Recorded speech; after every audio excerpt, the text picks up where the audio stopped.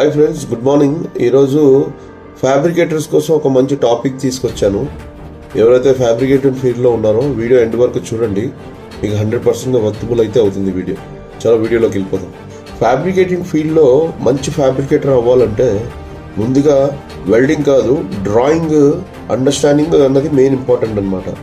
మెయిన్గా MMs, inches, square metres, square feets, తర్వాత running feets, ఇవన్నిటి మీద ముందుగా అవగాహన ఉండాలి.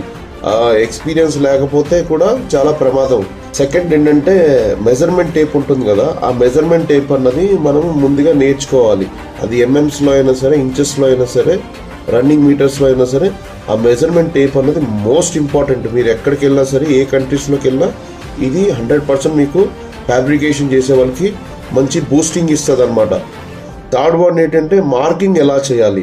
డ్రాయింగ్ ప్రకారంగా చదువుకొని మార్కింగ్ ఈక్వల్గా అంటే ఎగ్జాక్ట్లీ మార్కింగ్ చేస్తే అది కటింగ్ అవుతుంది కదా, దాన్ని బేస్ చేసుకొని ప్రాజెక్ట్ సక్సెస్ఫుల్గా అవుతుంది. మనకి మెయిన్గా ఫోర్త్ వన్ వచ్చేసరికి ఫిట్టింగ్. ఫ్యాబ్రికేషన్ అయిన తర్వాత ఫిట్ చేస్తాం కదా, ఆ కాన్సెప్ట్ బరాబర్గా మన ఫిట్టింగ్ డ్రాయింగ్ ప్రకారంగా ఉందో లేదో చెక్ చేసుకుంటూ మనం ముందుకు వెళ్తే జాబ్ అన్నది ఫెయిల్ అవ్వకుండా ఉంటుంది. గుర్తుపెట్టుకోండి, సరైన ప్రోడక్ట్ ఫ్యాబ్రికేషన్తో కాదు, సరైన మెజర్మెంట్ టేప్తోనే మనకి ఫ్యాబ్రికేషన్ ప్రాజెక్ట్స్ అన్నది సక్సెస్ అవుతుంది. అయినా సరే మనం డ్రాయింగ్ చూసుకొని ఫాలో అవ్వాలబ్బా. డ్రాయింగ్ ప్రకారంగా measurement tape is the most important అనమాట ఎవ్రీ ఫ్యాబ్రికేటర్కి. ఈ మెజర్మెంట్ టేప్ మీద ఎక్కువ గ్రిప్ సంపాదించుకున్న తర్వాత ఫ్యాబ్రికేషన్ వర్క్లో ఎక్కడ కూడా రాంగ్స్ రావు.